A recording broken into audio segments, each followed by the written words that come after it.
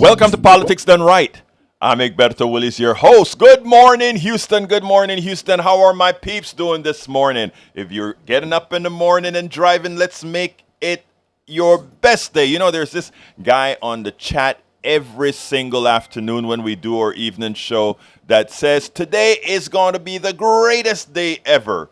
And he makes it his greatest day ever. Make it a great day for whom? For you and those who are in contact with you. You know, it's a lot easier to smile. It's so much easier to be nice to someone. It is so much easier to see the good in everybody else. Anyway, we're going to have a great show for you today. But before we go to the show, you know I like to tell the control room, good morning, control room. Good morning, Howard. Good morning, Dr. Van Beber. How are you guys doing this morning? Well, looks like the doctor is in. Good morning, Egberto. And now for you, doctor. I don't know where I got the doctor moniker. You know, I'm just just a weirdo, I guess. But no, you are Dr. Feel Good, Doctor Say Right. Dr. What's Weird. The word of the morning today, sir? Keep Jack weird. The word of the day is the poor are the conscience of America. We are not listening to our conscience anymore. The corporation has no conscience. Well, how do you know that? Did you kill a corporation and give it a autopsy? No, but I can pretty much tell by the way they're acting out there. And here you go, Jack. The predatory nature of everything. And that's why, you know, the poor are the ones that get left out in the cold. Tell me about it, man. It's freezing out here. So, hey, it's good to be poor. Oh, hey. Lord. Hey, we're going to turn it back over to somebody that makes some sense.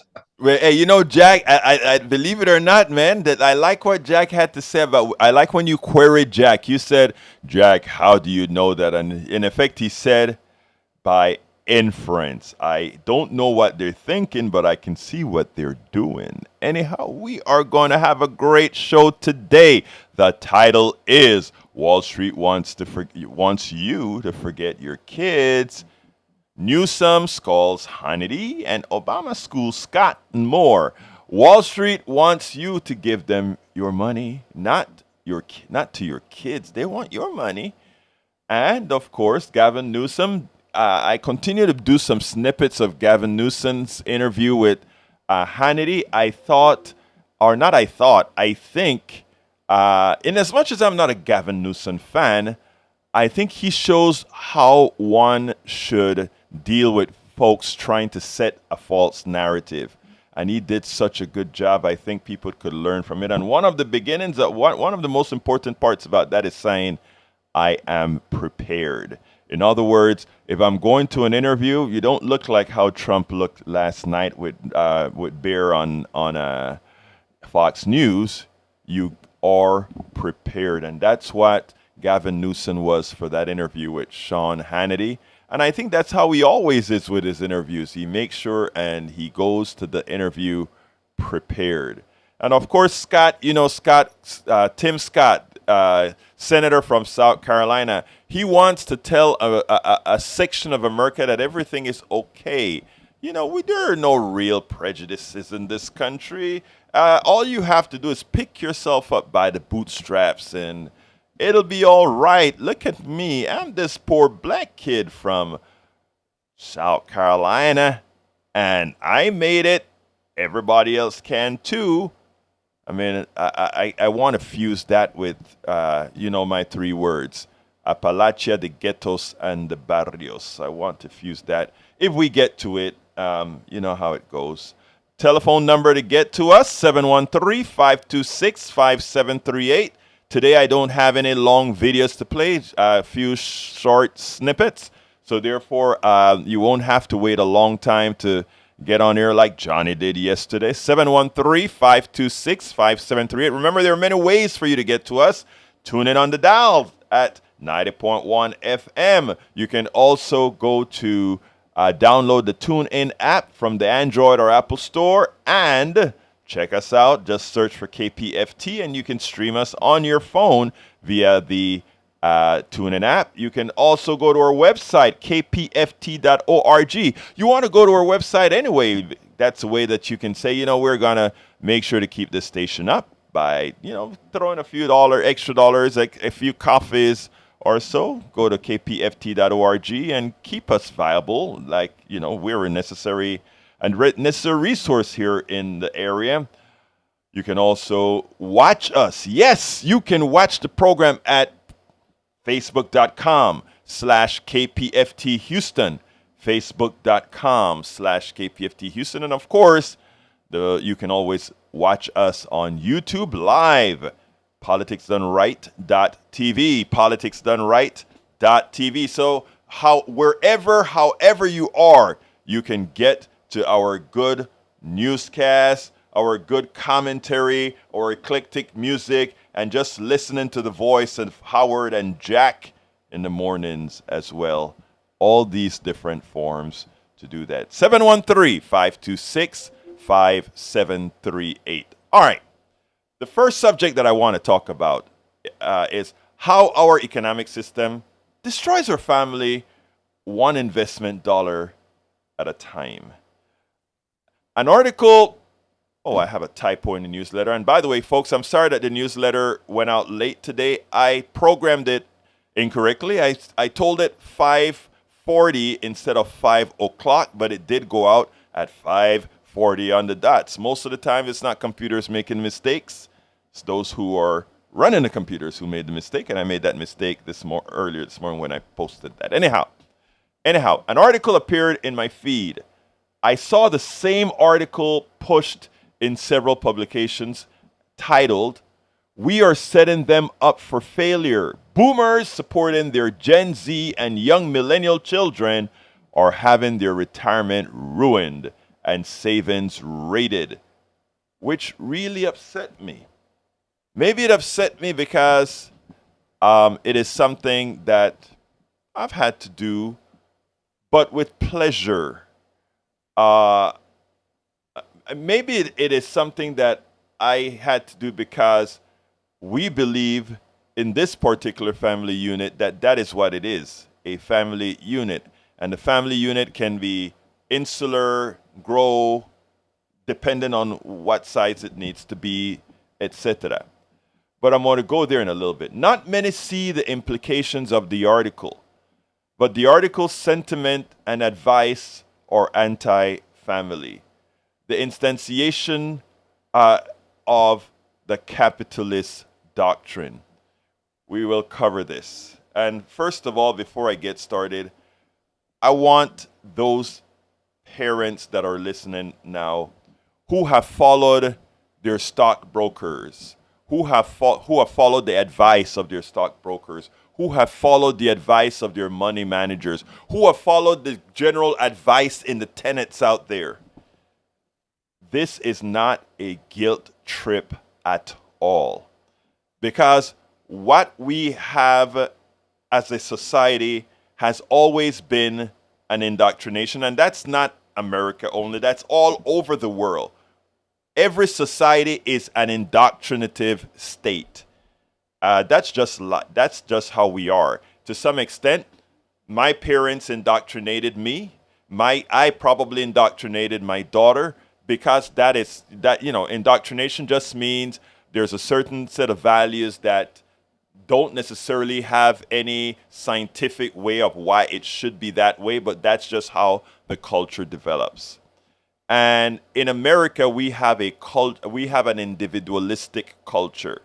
We have a culture that says more about yourself. You care about you. If you take a look at our gun debate is there because I want the ability to have a gun. I want the ability to do as I please. I, right? You look at Ayn Rand, it's about not caring about the collective, not caring about all of us all. It's about me. Even Ayn Rand, that woman who believes solely in selfishness, even when she was on her deathbed, she depended on us all, Social Security. So there's nothing called I in reality, right? We're all codependent. It's hard to accept many a times that I need you. All of us needs each other. And when we realize that we need each other and we believe in that concept, it's amazing how much better life is, because no longer are we just trying to hoard for ourselves. But we haven't gone through that yet. Right now, we're still, because again of our indoctrination, and that's why I'm saying what I'm going to say here. Please, if that is the path that you taken, remember, we understand that is how we've been reared. That is how we've been indoctrinated in just about all these things that we do. Anyhow, I want to start out with the article before I get into my soapbox. The article starts out, everyone wants the best for their kids. That's true. Most people are good people. Whenever it's happiness, health, or wealth, parents and guardians want their kids to have an abundance of each. But at what cost to their own livelihoods? That sentence immediately got to me. At what cost? Everything has a cost. We understand that. But to then say that, all right, I want good for my kids. But when you say at what cost, that automatically gives you the feel like, well, I want things good for my kids as long as it's good for me first. But, if it's not going to be good for me, well, to hell with my kids. I mean, the sentence doesn't say that. But the implication from it thereafter, when you look at it in a different context, get what I'm saying here. Courtesy of skyrocketing rent prices, soaring inflation, student debt, and turbulent post-pandemic job market, parents of Gen Z in particular may have to support their children more than previous generations. A recent survey from Bankrate found that 68% of parents are either supporting or have supported their adult children in the past, saying as a result, they delayed their own financial milestones, retirement, paying off their own student debt, even had to take cash out of emergency savings to do what? To help or take care of their kids. And to this article's writer, who generally, you take a look at where these articles are printed, it's generally in some sort of a financial magazine, etc., etc., etc. And my thing is like, yeah, increase rents, increase, all these prices are higher now that those who are baby boomers and Gen X's, we never had the kind of prices to go to school and all of that our kids have right now. When I came to the United States, I paid the highest tuition rates than anyone else because I was a foreigner my first year, and I paid $40 a semester hour. When I became a Texas resident and I got my green card and I started on the path to become a U.S. citizen, I became an in-state tuition in Texas, and it went from $40 an hour to $4 an hour. When it was time for my daughter to go to UT, same university, her cost in real dollars was higher than my cost as a foreign student going to the University of Texas. What am I saying here? To equate what boomers and Gen Xers went through financially with what Gen Zs and millennials are going through, the kind of costs that they have relative to the kind of costs we had, it's a lot higher. And I want to put a little mea culpa on it on our generation. We are the ones who elected those people that believed in this supply side type economics that created that wealth gap, that put many of us in the situation, that put many of our kids in the situation that they are in today. So there is some mea culpa to go around why things are so expensive for them, why school costs so much for them. We are partly responsible because of those that we chose to elect, right? And yes, it may have given some of us a tax cut and a little bit better. Me, I. It may have given some of us a better, a marginally better life at the expense of our kids. So now that our kids need more help than we did, these consultants want you to feel guilty. And by the way, remember I said most Americans are good people? Look at what this article is saying. This article is saying 68% or so of parents are putting their retirement on hold or taking money out of their funds to help their kids. Again, most people are good.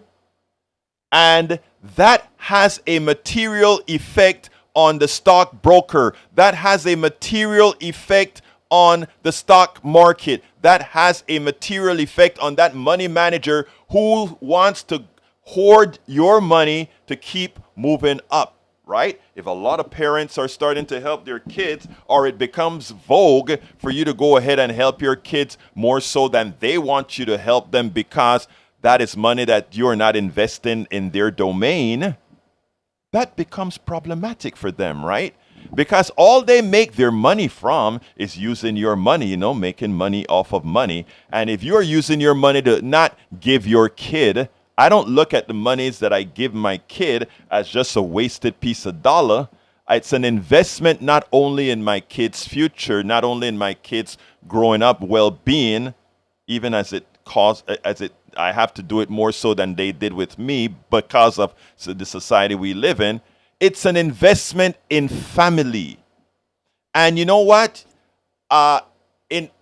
People have a tendency to believe that somehow not investing in you and you doing well and necessarily not helping those in the family that needs help, that somehow then in your later years, it's going to be okay because you have more money in your retirement, because you have more money of your own. But you know what that leads to? A society where as you grow old, you're thrown into a nursing home and not with the love of family, taking care of you, because now it's all antiseptic. You saved a lot of money and you even saved enough to be in a nursing home. Most don't. Most can't. But I mean, for those who can, that's what the stockbroker is telling you. Put your money away. Give your money to that insurance company who can get you in a nursing home because they've used your money and now they're going to give some of it back to you to be in a nursing home. Whatever happened to family? Well, we never nurtured family. The economic system isn't designed to say, let's do the things that nurture family, that makes families feel responsible for each other. Not only in youth, but but when you get old. You wonder why today nursing homes are the big thing, and in the traditional American family, why is it that after one gets old and needs a little bit of help, other than yes, both households are working, folks throw their parents into a nursing home, etc. Without any feeling of I wish I could from some. It's the system that is keeping the families apart. A while back, somebody once said that, our welfare system destroys the family. And in a lot of ways, they were right. I mean, the people on welfare, they used to keep, they wanted the father to be out of the house because if the father is in the house, there's more money that's gotten. All these kinds of structures were created that did this, and all of it was because of how much money one was willing to give, under what circumstances we wanted to give the least possible. So what am I saying here? What am I trying to get across here? And I'm going to get a little bit more of the article, then I'll state that. A recent survey from Bankrate found that 68% of parents are either supporting or have supported their adult children in the past, saying as a result, they delayed their own financial milestone. And believe it or not, they look at that statement as a problem. I look at that statement as saying, above and beyond the pressures from the Wall Street folks telling you, don't be giving those spoiled brats any money.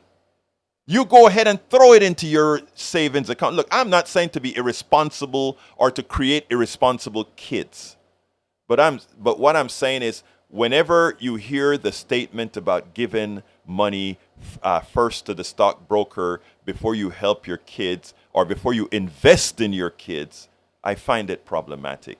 Now Gen Z and millennials say on average they shouldn't have to start paying off their bills until they're 22. Okay. Most of us don't ever pay off our bills till we are 60 something. You doubt it? Take a look at the numbers. The data found millennials think that, I'm not going to read that part about the data, think of what millennials, because it was clear that the author of this piece, however, had a severe bias against Gen Z and millennials. And I don't even consider it a bias other than it is something to make parents who decided to help their kids feel guilty because they want you to stop. They want your money. They want you invested in your retirement. And look, investing in your retirement, all these things are important. That said, most Americans right now can't even do that given our current economic state, our permanent economic state, that is. Then they want to give you illustrative examples now, right? Welcome aboard, Eric Hayes, to the program. They want to give you illustrative examples. So they have a subtitle in the article that says, helping my kids so much was a huge mistake. You know, the way these, I don't know if you remember yesterday, or 2 days ago, or I think it was on the Friday show, I said my wife was watching a program on TV where it says that electric cars are heavier, and because electric cars are heavier, the wrecks are going to be more substantial with the electric cars. There's this just out of the blue story comes out, the networks pick it up, and suddenly they put in the mind of people that somehow electric cars were dangerous, right? And after my wife kind of looked at me with concern, I said, hey, don't listen to that. The reality is they're saying electric cars are heavier, so the wrecks could be more substantial. True, mass, and the mass, the larger mass, that's what it gives to you. But you know what? Did they tell you that by not burning gas, there's less benzene in the air, etc., which for all those people who would have gotten cancer, which is quite a few of them, not just the people in a wreck, that burning fuel in fossil cars and taking that car off the market saves more lives than that? Did they tell you that? Oh, no, I never thought about it that way. The same with this article. This article subliminally is teaching us something. When certain articles come out, we have to know the sources, we have to see where they come out, and we have to understand why they are written. And when you see articles like this that are trying to promote, like I mentioned in the beginning of this program, a certain indoctrinative state, a way of controlling your mind in a certain way, they're trying to tell you how you must behave, what you must do. They want to change your modal.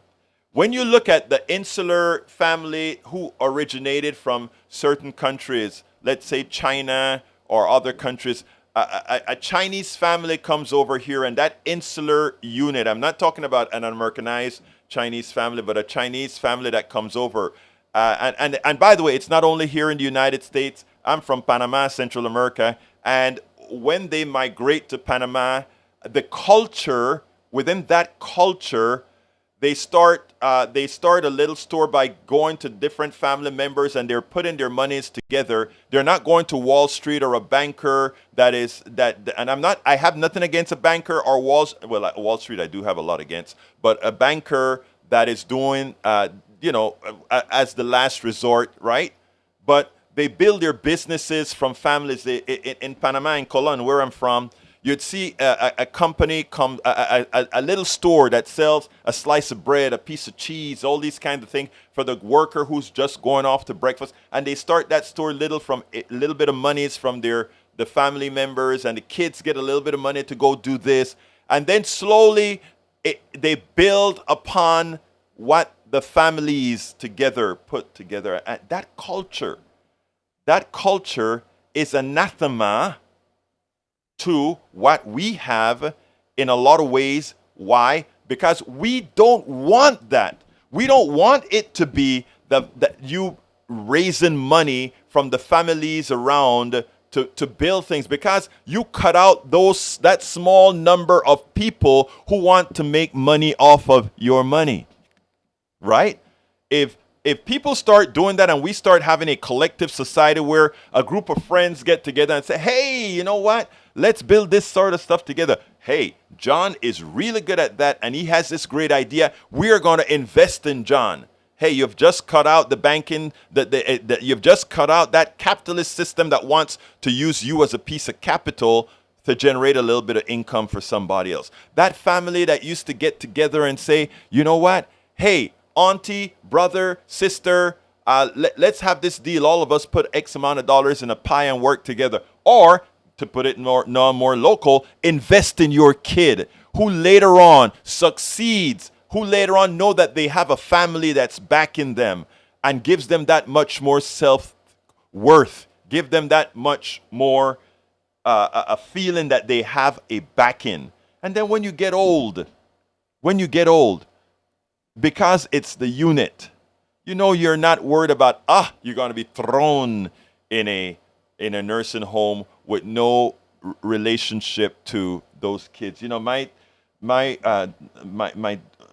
and I were watching a newscast one time several years ago, and there's this woman who, her house was in disrepair. She lived alone. The heat was gone, all of that. And the newscaster said, and it's interesting, her daughter is a doctor, her son is an engineer, and all of that they were talking about. And, this woman is living like this, right? And my wife was like, look how lousy those kids are. And, initially I said, yeah, that's, how do you let your mother, your parent, or any family member live that way when you're in this particular situation, right? And then I thought for a minute and I said, people in general, people are good, and people are general reciprocative, There must be something there. And when you see stories like this one that I'm reading that seems so benevolent, but what it teaches you is to take care of you first, right? So that kid that's a doctor now is thinking of taking care of themselves first. That kid that's an engineer is probably thinking about taking care of themselves first. Right? It is not of second nature, because that parent that now needs probably took care of themselves first. I'm not saying I know that for a fact, but I'm saying knowing the goodness in people in the aggregate, you can see how that indoctrination of taking care of self first can be extrapolated. So I wanted to start off with this story because, in effect, I'm saying let's not let externalities, let's not let a financial system, let's not let articles like this give you a second. And if you're out there helping your kids because they're having a hard time, if you're out there helping your kids because they want to finish school and it's so expensive now, and you decided to go into your 401k, you decided to go into your retirement, this article wants you to feel guilty about it. Don't take your money away from the stockbrokers. We need your money to make money. Do not feel bad or a bad feeling for doing what is the right thing to do. You may not have $1 million when you retire, but you'll have the love of your kid. You will have a kid that you've invested in. You would have the things that matter. And you know what matters? Human relationships more than any piece of dollar matters. It does matter. So I'm going to get to the next subject, but beforehand, I'd like to open the phones for a call, 713-526-5738, extension number 2. I would love to hear your opinions. Am I full of it? Do you think I'm just simply wrong in my thought process? I'd love to hear your ideas. I'd love to hear what you think. 713-526-5738. 5738, and I'd like right now for Jack and Howard to get their thoughts together to tell me if I am just full of it. 713-526-5738. Brother Howard? Well, there's a little bit of that full of it business going on, but we expect that. No, you're right on here. we do have to be concerned about the American me first thing because it's getting us nowhere. So, and now Jack will chime in. Yeah, the other day I kind of posed a little question: is materialism co-opting the people's effort in watching the political process? Because every time when I talk to somebody, the apathy is what I end up getting. And Right. that's the way it's always been. That's the way it's always be. And if you believe in that, then that's the way it will always be. But if you believe Well, that people can stand up and change things, then there's a possibility for change. I think they can. I think we can change things by getting out and voting. I don't want to get on my soapbox again this morning, by the way, the but phones are up ringing. But yeah, yeah, go we ahead, know. Howard. Yeah. Okay. Go ahead and get the phones, Jack. I think Johnny's calling in because Johnny always calls in. Egberto, if you watch television, and Yes. I watch television a great deal. I came from television. I worked in television for years and years and years. And it is really all about, we want to sell you this product. We want to make a funny commercial. We want to sell you this product. We want to make a serious commercial. It's just all about sales. It's all about, materialism. And I must admit that I like my stuff too.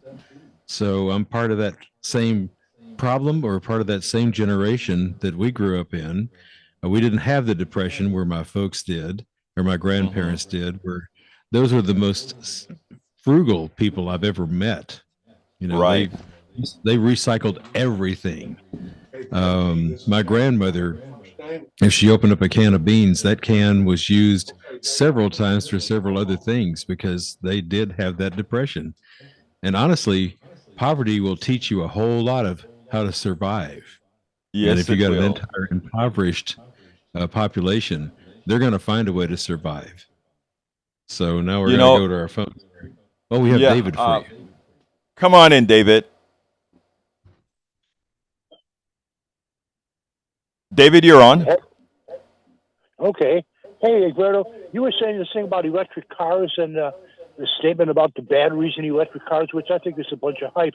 But let me tell you something else that I saw on one of my phone blogs.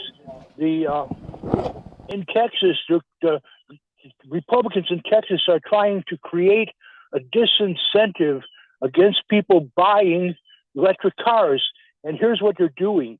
It's like when you register your gas guzzling vehicle, you pay the registration fee, but you pay when you buy gas, you're paying something. And this was the statement, the statistic that they gave on the blog. They say it costs you if you drive what average person in Texas drives, it costs you about $80 a year to pay for the gas tax, which goes into highways and all that stuff. Well, here's Yes. what's happening in Texas with people who drive electric cars. When they go to re-register their vehicles, Texas is charging them anywhere from $200 to $400 extra, which the state of Texas is saying, well, you're not paying a gas tax, so we're going to charge you this money in compensation for the fact that you're not paying the gas tax.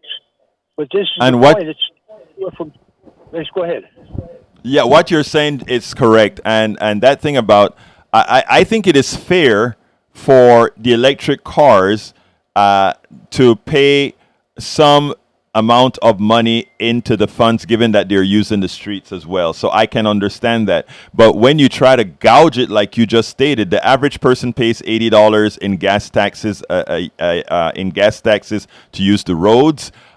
They should probably be billed that amount. But I think it should be, I tell you what my thoughts really are, right?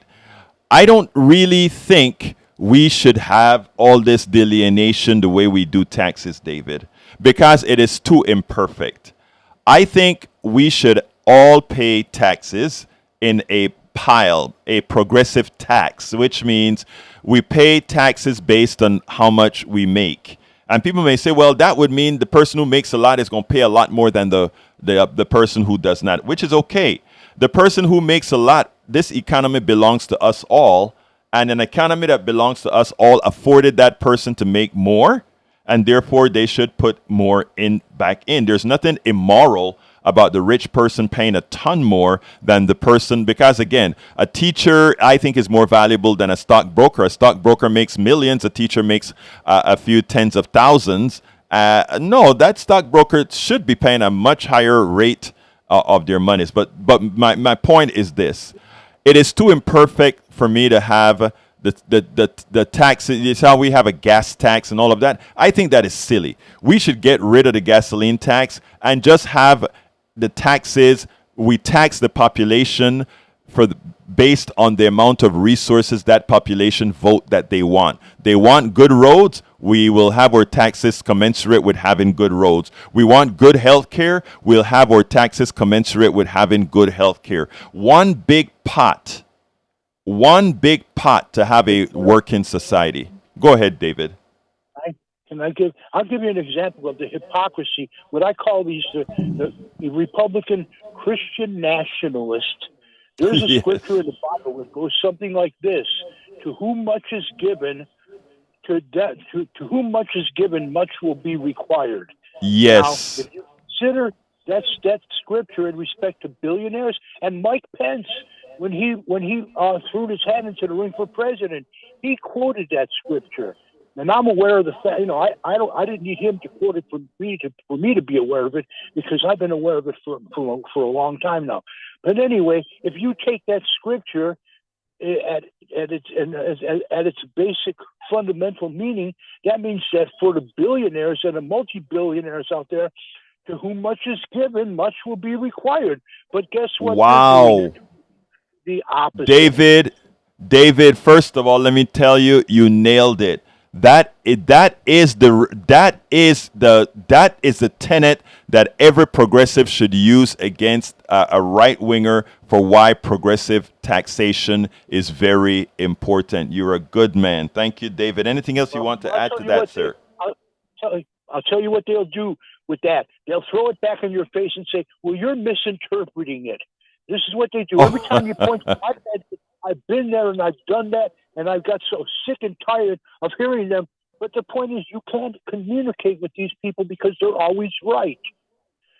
Well, So, you know what? Let me tell you something, David. What we do is we keep, there are always new people listening, and there are always new people with open minds, and that is what we work on, brother. Anything else before we go to the next subject, my brother? Well, this has been on my mind for some time, and I know you talk about trying to find the things that we have in common, and I credit you for that. But the problem that I have is that in your position, do you consider the differences? Because here's what I'm saying: let's say I have a difference with you. Now we have things in common, probably a lot more than many Republicans and you have in common. But there are differences. I don't know if you feel my position in respect to religion, for instance. Now, if I told you my opinion that I suspect that this guy named Jesus never existed, you might look at me and say, "How could you say that? What is your proof?" Well, I have certain bits and pieces of information. I've been studying the Bible now for close to over 50 years. And there's the word that I like to use for a lot of people in respect to this stuff. You know what a dilettante is? Yes. Well, if a lot of Christians, the only time they ever read the Bible or hear about it is when they go to church and they listen to the preacher preaching a sermon, and he might say, "Open your Bibles to this," and he'll read a scripture and he'll preach a sermon on it. Or you know what else they'll do? They have these things called study guides. And you know what the study guides are designed to do, Egberto? They are designed to direct you away from things that are historically and contradictorily problematic, so that you don't ever find them. It took me how long? I've been studying the Bible for how many years until I found the scripture in the book of John. The scriptures where John 21 chapters, he never says it one lousy peep about the about the existence of what Matthew, Mark, and Luke talk about, that Jesus, after he was baptized, he went into the desert. I read you. Hey, David. Yeah. I read you. By the way, when you speak about if we have differences or whatever, we all have differences among each other, including religion, etc.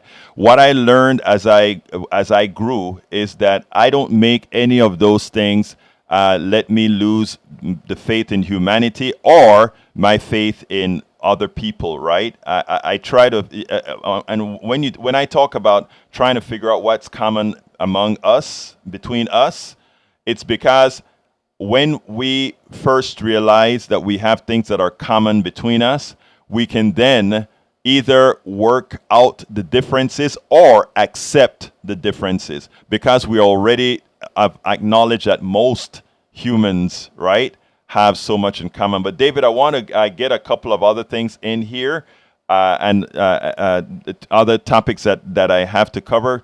I've been leaving a lot of this stranded over the last few days. So give me a quick closer and let me get to the next subject. Well, Mr. Arbitro, I'm just hoping that the differences don't surface in a way that the Supreme Court is trying to gut the Establishment Clause, the Lemon Test. Right. They're trying to replace it with this thing called the Marsh Test. And here's what happens now. David, I want to move on, David, brother. I appreciate you. Keep calling, keep listening. Call and tell me some more tomorrow. We don't have to get it all in, and I only got an hour, bro. Okay, go ahead. Well, I'll see you then, Mr. Thank you so kindly for calling in, sir. All right. Okay. All right, folks. That was Brother David. He has a lot. David has a lot of information, and we want to get to this particular subject. Gavin Newsom. Well, let me just go ahead and play the video. I can actually go ahead and just start the video, and it'll say it all right this minute. I continue to admire how Gavin Newsom took care of Hannity. If you take a look at Hannity, continues to try to have Gavin Newsom play on his turf. But what Gavin Newsom did is, because he had the numbers at the tip of his tongue, because he was well prepared for the interview, he was able to keep Hannity on his heels. I want you to watch this, and this should be a perfect way for Democrats, for progressives, whenever they go into the lion's dens. Check this out. We'll take it on the other side. We wanted to show you this exchange that really has everyone talking. It's between California Governor Gavin Newsom and Sean Hannity of Fox News last week. Now, the host made claims that Democratic economic policies are causing businesses to leave blue states. Well, that debate and Newsom's public comments regarding Florida Governor Ron DeSantis are leading to renewed speculation over the California governor's White House ambitions. Take a listen. I'm a small business person. I've started 21 companies, 1,000 employees. You're a great businessman. No, but it's like, this is in my DNA.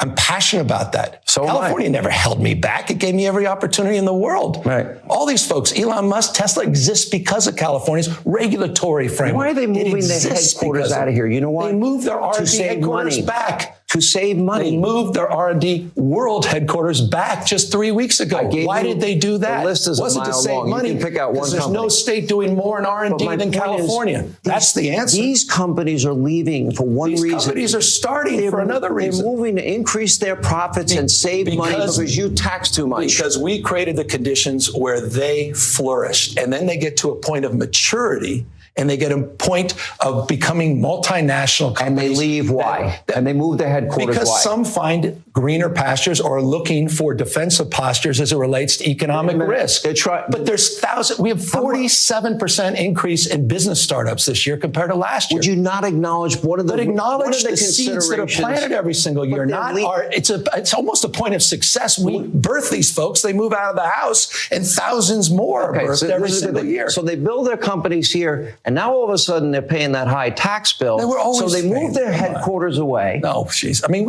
by the way, do you support the idea? This is the honest way to be the fourth largest economy in the world. What are you arguing for? Mississippi's economic policy? Literally, that's what you're arguing for. Me, if I wanted the great Sam Brownback's the Kansas policy, it was a debacle. No economic growth. 71% of the GDP in America are blue counties. I would 71% of the GDP in America are blue counties. Progressive policies.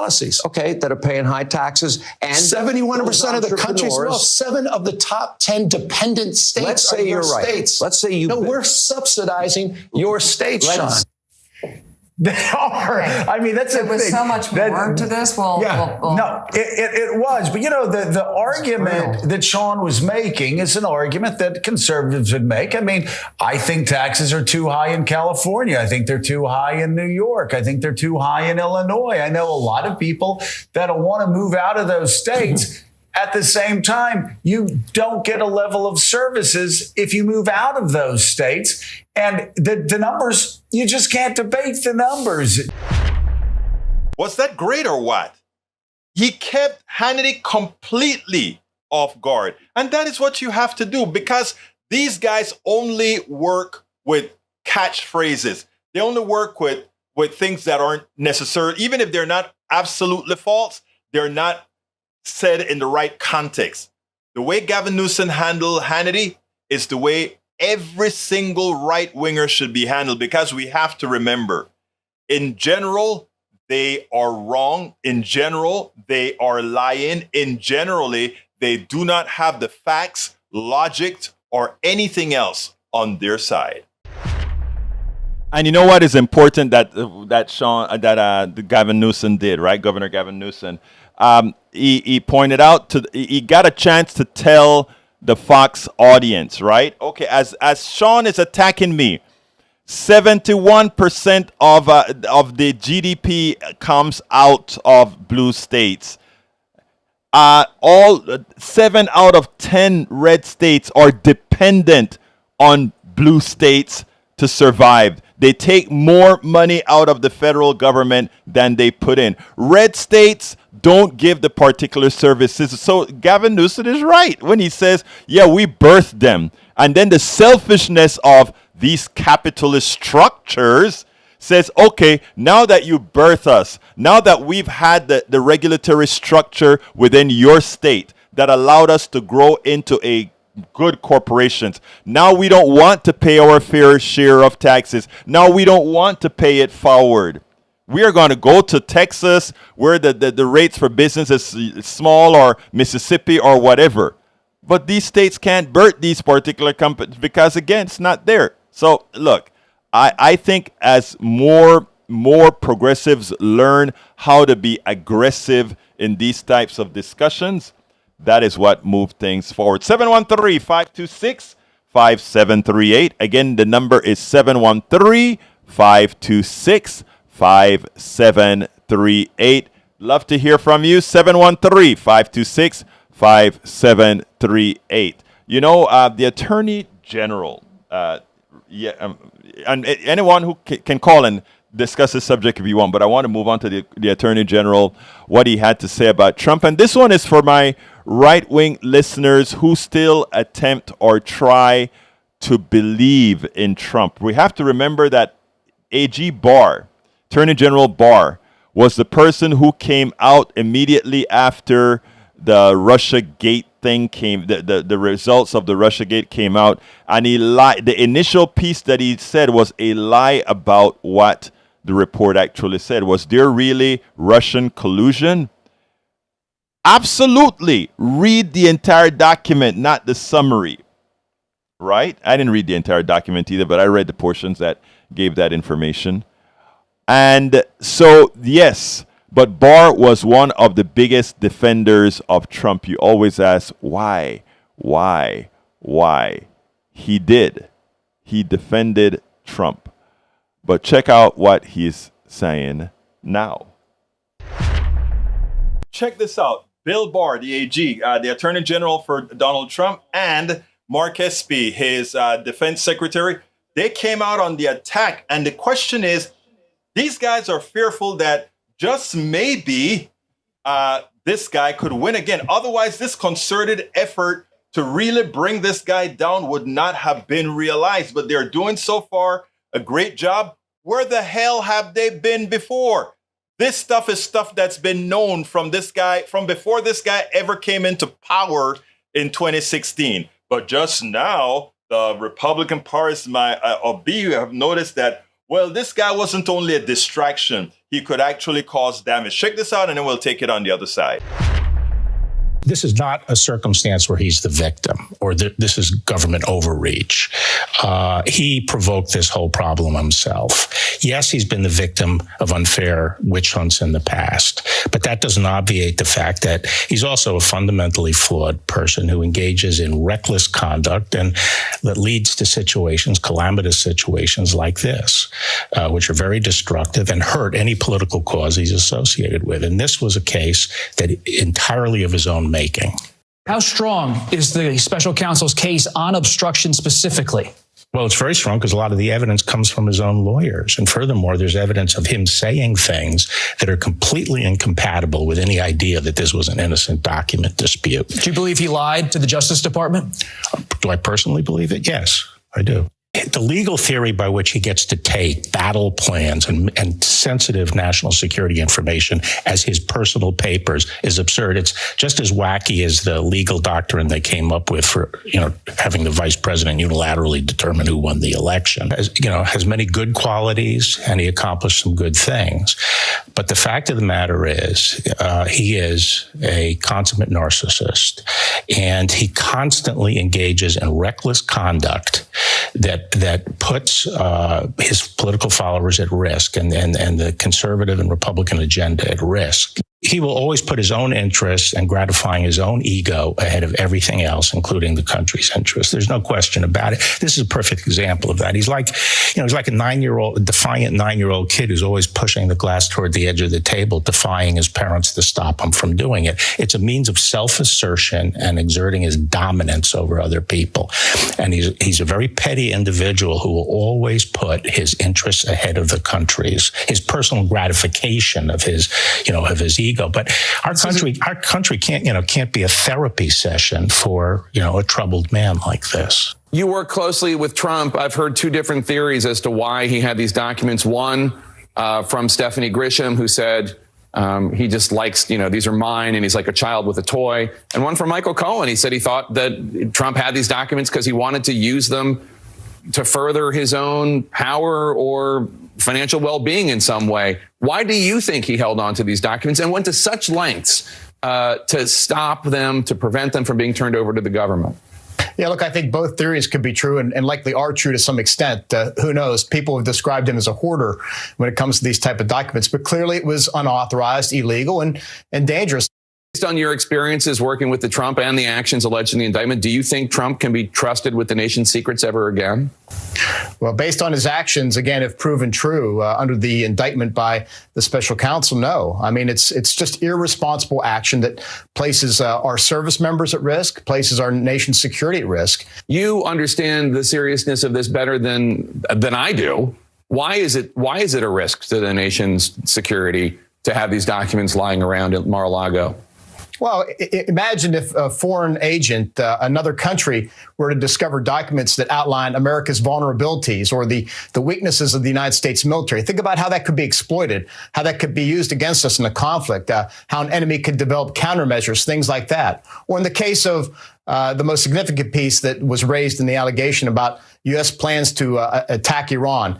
Think about how that affects our readiness, our ability to prosecute an attack if indeed we know that Iran eventually develops a nuclear weapon and we need to act on it. I mean, those things affect our ability to effectively execute policy and could also affect, the lives of our military members who are sent forward to do such type of operation. So I'm quite concerned about this. These are very serious allegations and need to be taken seriously by everybody involved. Once again, where were you, Bill Barr? Where were you, Mark Esper, when it was time to really talk about this guy during his administration to ensure that he got impeached before he could have done the amount of damage that he likely has done to the security of the country? Where were you? Maybe you're making amends right now, but you know what? For what you've done before, I tell you what, you still have a whole lot of atonement for this entire country. We spend yes, you have a lot of atonement for this entire country. 713-526-5738. Again, that number is 713-526-5738. We are down to our last 2.5 minutes or so, folks. 713-526-5738. The last story we won't get to, so please go ahead and visit politicsdoneright.com/newsletter. All the stories are in the newsletter, along with the pertinent videos and links. 713-526-5738 is our call to come into the studio. Extension number 2, 713-526-5738, extension number 2. To get all the subjects that we were supposed to cover today, visit our newsletter, politicsdoneright.com/newsletter. Folks, we are coming close to the end of the program. As usual, I am most grateful for your ears. I am most grateful for those who watch the show as well. We could not have a program without you all. So I urge you, those of you who have the wherewithal, even though we're not in fund drive right now, just visit our site, our kpft.org. Visit kpft.org. And if you could be so kind, help keep this particular very important station on the air. Anyway, before we go, any last words from my two brothers out there in the control room? Oh, this is a very important radio station, Egberto. You just don't hear the things on commercial radio stations that you'll hear here, because you speak the truth. You don't get involved in the convoluted nonsense and stuff that comes through the radio. You speak the truth. We all speak the truth. We've got great entertainment here on this radio station. Music shows, we've got talk shows, we've got informative shows, we've got entertainment shows. It's the best, and you're one of the best too. Oh, you just touched my heart. Anyway, we're getting close, and I see the time on the screen. Folks, thank you so kindly for having been here with us, both watching and listening. I want to thank Jack Van Beber, who's been busy answering the phones and giving us the thought of the day. I want to thank Howard for the exceptional work that he continues to do. My name is Egberto Willis. This is Politics Done Right, and you guys know how I end this baby. I am what? Out!